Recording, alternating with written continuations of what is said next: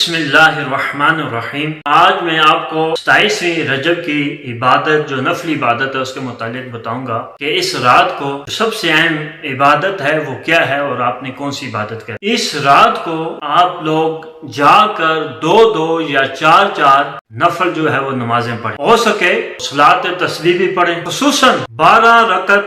نماز نفل جس کی حدیث نے ترغیب دلائی ہے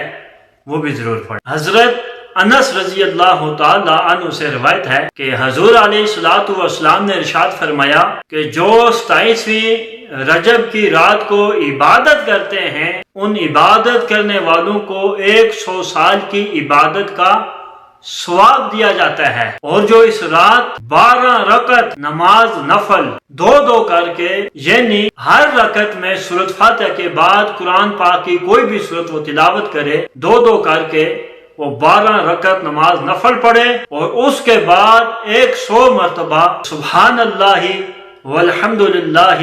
ولا الہ الا اللہ واللہ اکبر، یہ 100 بار یہ پڑھے اور 100 بار استغفر اللہ پڑھے اور 100 بار درود شریف پڑھے، اور اس کے بعد